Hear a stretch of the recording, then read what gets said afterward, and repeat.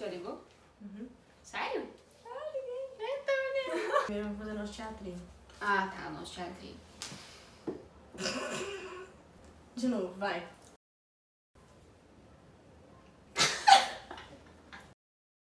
Elise, que foi que você tá cabisbaixa? Uai, véi, sei lá, hoje bateu uma bad em mim pensar assim, por que será que eu nunca cresci o tanto que eu queria crescer? Essa bad tá relacionada à nossa visita ao shopping e o segurança não deixando você entrar? Sim, galera, eu fui ao shopping esse final de semana e aí eu fui entrar e não podia menores de 12 anos. E aí eu fui entrar e ele falou, Quantos anos você tem? e eu fiquei, 21! Não falei assim, eu falei 21.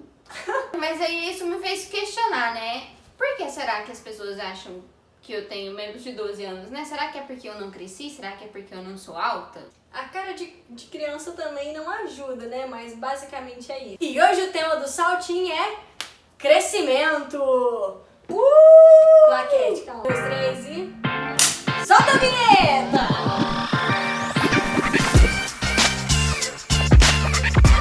E aí, galera do Saltinho, a gente tá começando hoje mais um episódio e hoje nosso episódio vai falar sobre 5 coisas, 5 atitudes que impedem o seu crescimento. Já parou pra pensar por que às vezes você não cresceu ou algum amigo seu não cresceu? Eu conheço amigos que tinham que tomar hormônio, sabe? Tipo, injeção todo dia pra crescer. Sempre tem aquela mãe também, a minha mãe era dessas, que falava assim... Ai, vou botar o filho na natação, porque natação faz crescer. Eu fiz natação. Ou então, Ai, não pode fazer ginástica olímpica, porque ginástica olímpica deixa pequeno. quem já ouviu essa história? Se você não ouviu, é porque você é dos anos 2000, já não ouve mais essas histórias, nem sabe o que é ginástica olímpica. Mas isso existe. É, e a gente pode pegar assim, alguns fatos do porquê as pessoas não crescem, né? Acho que o primeiro deles é o fato genético, né? Eu sempre pensei, pô, vou ficar gigante porque meu pai é alto, né? Mas não, minha mãe é baixinha. Entre um e outro, Deus escolheu minha mãe. minha mãe. E falou, parabéns, você foi escolhido. Mas tudo bem, né? Tô feliz com a altura que eu tenho. Mentira. Tô feliz. Outro fator que a gente também pode pegar, assim, como um fator que pode impedir esse crescimento é a enfermidade, né? Sim. Tá, e com isso eu acho que com o crescimento também vem a maturidade, né? Porque no caso, por exemplo, eu tenho maturidade, não tenho uma altura, né? Vamos dizer. E o que seria essa maturidade, né? Já Pedro pensar o que é maturidade? Maturidade, ela vai falar a respeito de um crescimento emocional, às vezes de você já entender certas coisas e fazer coisas pensando no seu futuro, a longo prazo. Às vezes a gente associa muito maturidade com entendimento, com sabedoria, entendeu? Então a questão da maturidade seria, na verdade, associada à medida que você vai crescendo, você vai deixando de ser aquela criança com atitudes de criança e vai começando a entender como a vida funciona, vai começando a entender que você tem que economizar sua mesada se você quiser comprar alguma coisa, que as coisas que você faz têm consequência, enfim, toda essa questão. Sim, e aí uma das coisas que a gente também pode perceber sobre essa questão da maturidade é que a gente começa a ter, igual você falou, valores, né? Que são realmente esses frutos que a gente leva para a vida toda. Com isso, eu queria pedir para a nossa linda Tainá Torres abrir um versículo para mim. O versículo que a gente vai ler hoje, que vai guiar o nosso estudo, o nosso episódio, tá ali em 1 Pedro. Se você não sabe onde fica 1 Pedro, cante aquela música dos livros da Bíblia. No capítulo 2, versículo 1, que Pedro fala assim: portanto, livrem-se de toda maldade, de todo engano, hipocrisia, inveja e toda espécie de maledicência. Maledicência. Vamos chegar lá mais na frente, fica ansioso não. Essas 5 atitudes que Pedro, não Paulo, Pedro cita aqui, são 5 atitudes que podem impedir a nossa maturidade espiritual, nosso crescimento espiritual. A gente tem visto nos episódios anteriores sobre o processo de santificação, sobre a gente buscar mais viver uma vida de pureza, uma vida longe do pecado. E todas essas 5 coisas são coisas que impedem a gente de viver essa vida de santidade, porque essas 5 coisas são pecados, e são pecados muito fáceis da gente cair. Às vezes a gente nem percebe, na verdade. São coisas do nosso dia a dia que se a gente nem, a gente nem para pra pensar e já foi, entendeu? Então vamos lá para o nosso primeiro pecadão. É a maldade. Quem já viu aquele vídeo daquele menininho? Ô, amor, eu você vai pegar ele, eu vou pegar ele. O lobo mau? A gente vai pegar ele. Por quê? Ele vai pegar a gente. A gente vai pegar ele. A gente vai pegar ele. Por quê? Porque ele é mau. E a gente? É mau também. O que é ser mal? O que é essa maldade? Eu acho que tá muito ligado a essa prática má, né? O desejo de prejudicar os coleguinhas, né? Que no caso, aquela criança, ela queria prejudicar uma formiga. Sei lá, nem sei. Não lembro mais o que é. Mas é o ato de querer prejudicar o próximo, entendeu? Então vamos dizer assim, vamos pegar um exemplo assim na nossa vida. A Tainá tá lá dormindo e eu quero jogar água nela. É um ato É por de pura maldade. maldade. Não tem um porquê, não é vingança, é maldade. Quando a gente pega uma história, a gente pega um vilão, sei lá, tipo o Thanos, quer eliminar... A gente só fala de Vingadores. É, porque aqui você que vai Vingadores. É. O Thanos quer eliminar ali metade da população mundial porque ele acha que vai trazer um equilíbrio ali e tal. Mas no fundo, isso é maldade, porque ele vai estar matando metade das pessoas sem motivo nenhum, entendeu? Sim. A gente consegue ver claramente vários e vários vilões que têm essa vontade, né, de prejudicar as pessoas boazinhas. E o que a gente deve fazer, então, pra lutar contra esse pecado, né? O que você acha? O que é o antônimo de maldade? Bondade. O que é antônimo? Antônimo é o oposto. Então, uma forma de você se livrar, assim, desse... Porque quando o Paulo, ele fala literalmente... Paulo. Pedro. Corta seu parça. Quando o Pedro fala literalmente isso, livrem-se da maldade, livrem-se de todas as 5 atitudes que ele fala, maldade, inveja, maledicência, hipocrisia, enfim. Quando ele fala isso, é literalmente nesse sentido, porque é algo que vem do nosso coração. A maldade começa na gente, a gente tem um coração enganoso, pecaminoso. Então, quando você tiver aquela vontade de prejudicar alguém, para e pensa, sabe? Por que eu vou fazer isso? O que isso vai ajudar aquela pessoa? Se Jesus me ensinou a amar aquela pessoa, o que Jesus faria nessa situação? E ao invés disso, tenta fazer um ato de bondade pra ela, sabe? Às vezes você tá com raiva do seu irmão e você quer, igual ele falou, jogar água nele. Mas tenta reverter isso e pensar, vou levar água pro meu irmão tomar. Pegou um lado de maldade e transformou num de bondade. E é assim que as coisas funcionam, porque a gente vai plantando essas sementes de bondade no nosso coração e quando a gente vê, a gente já tá acostumado com esses atos. E a gente para de pensar de uma maneira maldosa, né? Porque é uma ação voluntária, né? A gente querer, assim, a gente poder evitar o mal, né? Eu escolho isso, é uma ação que você pode escolher. Igual tem um versículo aqui também, que é o Gálatas 5:22, que fala assim: se há no seu coração algum sentimento de maldade, livre-se dele e revista-se da bondade que é fruto do Espírito. Então, realmente, é o que combate a maldade que está no nosso coração, né? E com isso vem o nosso segundo pecadão. É o dolo. Dolo? Dolo é uma palavra que, assim, talvez você não saiba o que é. Na nossa versão da Bíblia, ele não fala dolo, ele fala engano. Então, maldade, engano. O dolo é isso, é um engano. É às vezes você querer literalmente enganar a pessoa, talvez por algo em benefício próprio, né? Enfim, algo nesse sentido. Então, uma pessoa que tem dolo é uma pessoa mentirosa, uma pessoa enganadora, uma pessoa que é desonesta. Um exemplo bíblico, a história de Jacó e Esaú. Eles eram 2 irmãos e na época sempre o pessoal dava a bênção, o pai dava a bênção pro filho, pro irmão mais velho. E Esaú era esse irmão mais velho. Mas Jacó queria porque queria a bênção. Então ele combinou um negócio com Esaú. E Esaú ele era um pouco mais peludinho que Jacó. E ele trocou a bênção, Esaú vendeu a bênção dele pra Jacó. Falou, olha, se você fizer um prato de comida lá e tal, eu deixo você pegar a bênção. E aí Jacó falou, beleza. Aí teve um dia que Esaú saiu, Jacó colocou um manto pra ele parecer mais peludo, foi no pai dele, que já tava mais velhinho.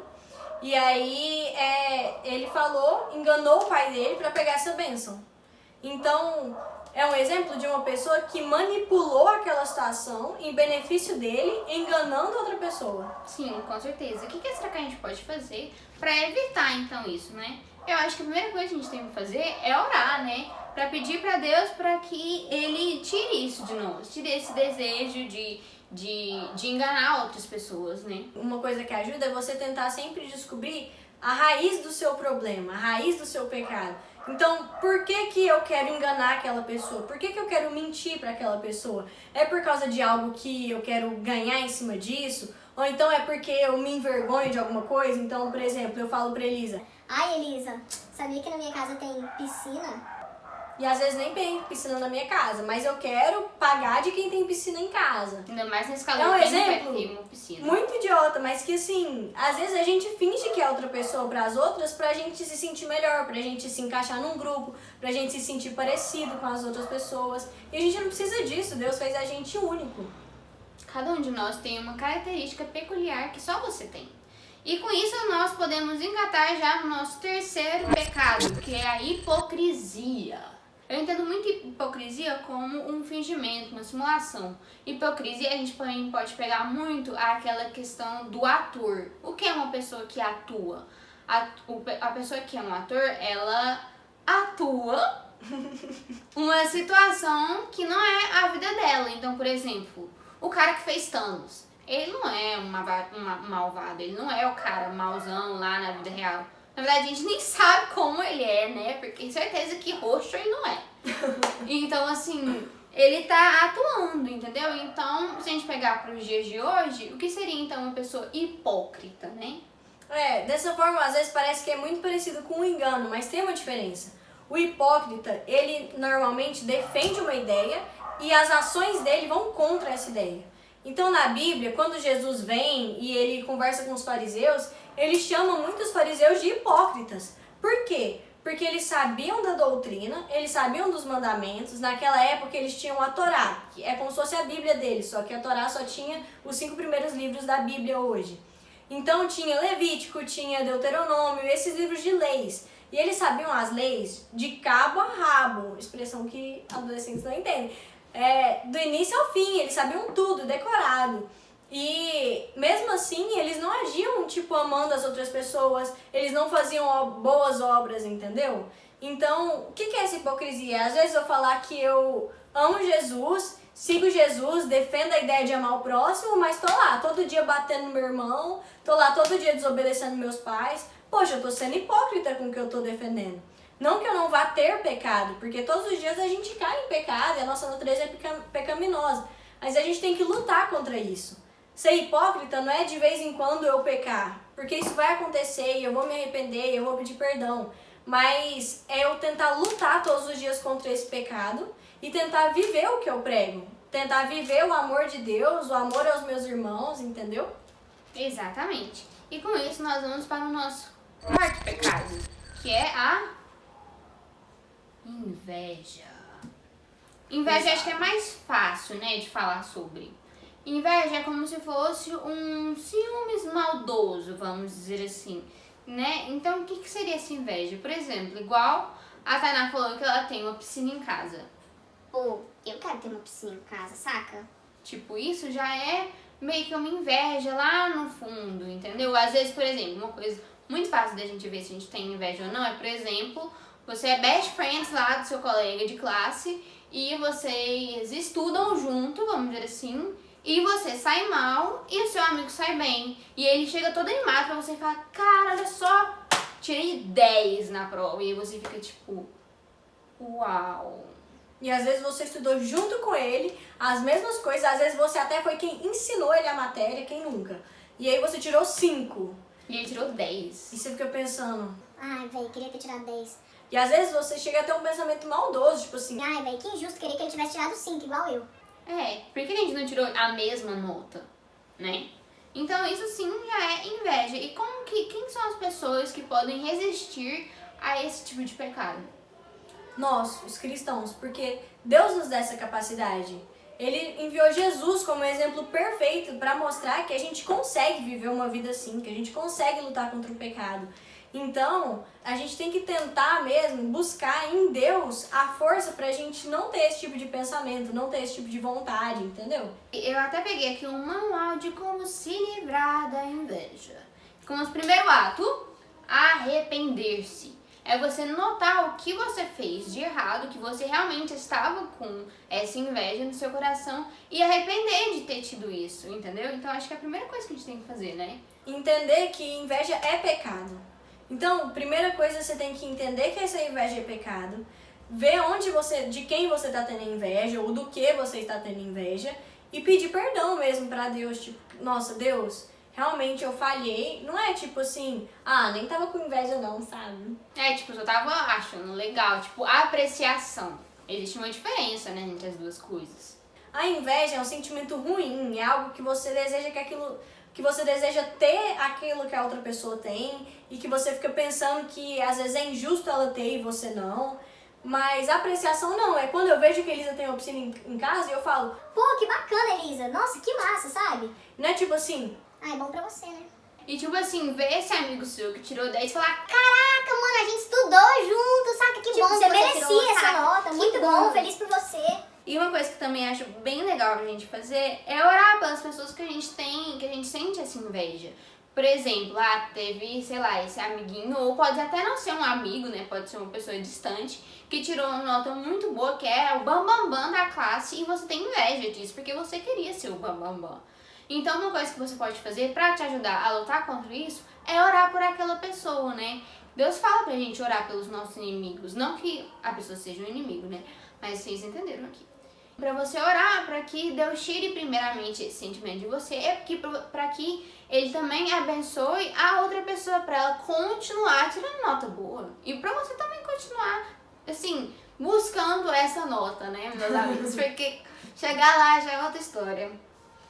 Então, com isso, a gente vem para o nosso quinto fato, que é a maledicência. esse é um termo que às vezes vocês podem ter estranhado, tipo, que é isso? Maledicência.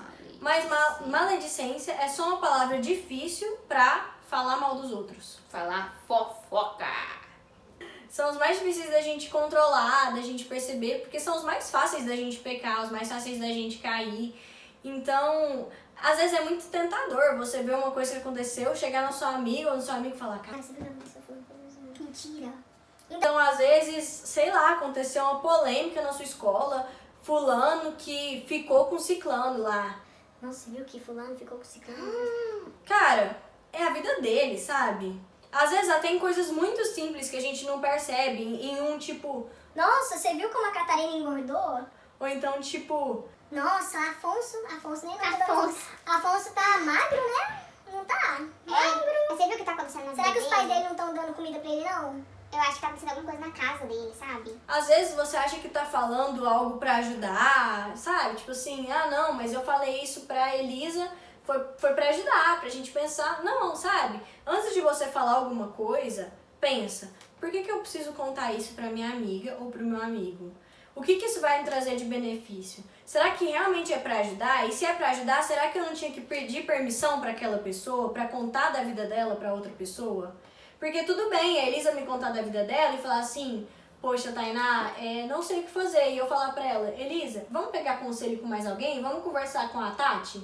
Entende? E aí a gente vai em conjunto e conversa com ela. Mas é muito diferente do que a gente fazer fofoca. E a Bíblia diz que a língua é algo muito difícil de controlar. E é um órgão que controla, assim, tipo, todo o corpo. Porque da mesma boca que sai bênção, sai maldição também. Às vezes, você fala um palavrão ali, você fala, velho, só um palavrão, saca? Não é nada demais. Mas o que significa aquela palavra, sabe? O que significa aquilo que você tá dizendo? E a Bíblia fala que a boca fala do que o coração tá cheio. Então, se você tá falando aquilo, às vezes parece inofensivo, mas aquilo tá enraizado no seu coração e vai te trazer outras coisas, outros pecados, enfim. Vai te colocar numa situação ruim com outras coisas. Então, como você tem usado o poder da fala? Você tem usado esse poder que Deus te deu, né? Porque tem algumas pessoas Por que que você tá falando poder, assim, como se não fosse que eu não sou de Goiânia, né? Mentira, eu sou daqui, do pé rachado mesmo. Mas como você tem usado, então, esse poder que Deus te deu? Você tem usado pra abençoar as pessoas e pra realmente falar coisas boas, coisas que, assim, positivas, pra incentivar a vida das pessoas, pra cuidar mesmo, ou pra trazer coisas más, né? Pra falar, Menina, não acho que isso tá legal não, entendeu? Então tem que saber o que fala. E é uma coisa muito rápida. E é uma coisa muito verdade também que a gente pode levar em consideração, é que a partir do momento que você fala, não tem volta. Aquilo que você falou tá falado. Claro que você pode pedir perdão, mas aquilo que você falou, você falou. Teve uma vez que quando eu e a Tainá, a gente tava brigando, quando a gente era bem pequenininha. E eu tava muito grilada com a Tainá, muito grilada. E aí eu virei e falei assim, alguma coisa do tipo assim... Eu odeio ter você como irmã. Na hora a briga cessou. Parou as duas com silêncio, assim, ó. E aí eu virei e falei... Desculpa. E aí a Tainá falou... Não tem como voltar atrás agora. O que você falou, você falou. Eu nem lembro disso. E eu fiquei... Em resumo, gente, é o seguinte, o que você fala realmente não tem volta. Aquilo marca a vida da pessoa. Tem uma banda que a gente gosta muito que fala que... na verdade é a música, né? Não é as palavras. Enfim, mas que fala que as palavras que você diz, ele fala no trecho que ele fala através da música. Mas quando você junta o poder de uma palavra, de uma música, com o poder do evangelho, aquilo pode não só transformar o dia de uma pessoa, porque às vezes fala um bom dia, um obrigado e transforma o dia de uma pessoa. Quem já não estava num dia péssimo, muito estressado, chegou alguém muito feliz pra você, sorridente, e falou assim, bom dia, e você tipo... Nossa, Mudou, cara. muda Muda tudo. tudo. Mas quando você junta isso com o evangelho, com um Deus te abençoe, com, sei lá, algo sobre Jesus, algo sobre o amor, cara, aquilo pode não só transformar o dia da pessoa, mas a eternidade da pessoa. Através da sua palavra, você pode evangelizar alguém, essa pessoa aceitar Jesus e ela ter uma salvação eterna. Penso tanto que isso é doido, assim, tanto que isso é incrível. Hoje em dia, por exemplo, a gente tá recebendo muita coisa aqui em casa, né? Entregas, essas coisas. E aí veio um cara aqui receber, tá? Na correria, fui, assinei o trem, isso aqui, ele me deu, ele virou e falou... Oh, Deus te abençoe. Eu fiquei... Deus te abençoe também, cara. Deus te abençoe. Deus te abençoe, vai em paz, vai... Nossa, Jesus amado. Senhor é contigo!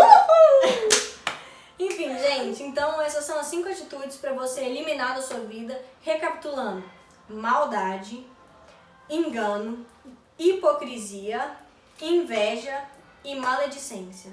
Tenta eliminar esses 5, tenta essa semana colocar isso em prática, tentar perceber toda vez que você estiver fazendo uma dessas atitudes e na hora tentar reverter a situação, igual da maldade, reverter para um ato de bondade, na inveja, reverter para uma apreciação, para um elogio, sem maldade, sabe? Sem inveja. Na hipocrisia, tenta enxergar o que você está fazendo diferente do que você prega, do que você acredita e mudar suas atitudes em relação a isso. A maledicência, sempre que você parar pra ver alguém, pra falar mal do outro, para no meio do caminho, começou a falar, fala, você viu que... Corta. Você viu o tom de ser bonito? É, Meu Deus, você mudou nunca de se viu assunto. no espelho. Enfim, tentem fazer essa experiência essa semana e depois contem pra gente. A gente vai ficar muito feliz em saber. Sim, e aí a gente pode até ver que esses pecados, se a gente não vai pecando, né, em relação a essas coisas, a gente vai crescendo espiritualmente, né? A gente vai realmente crescendo. Eu posso continuar pequena, posso continuar e vou continuar, né? Porque Deus não tem como mais. Mas eu vejo que eu sou uma pessoa que, por dentro, eu sou grande. Seja você grande também. É isso, nós terminamos o vídeo de hoje. Obrigada por assistir essa aulinha topzera. Fala aí nos comentários o que você achou, o que você achou mais engraçado, o que você achou Deixa seu hilário. like, curte, se inscreve no canal, manda Manda pros pros seus amigos, amigos, chama no faz Free sim. Fire, grava no TikTok, é nóis.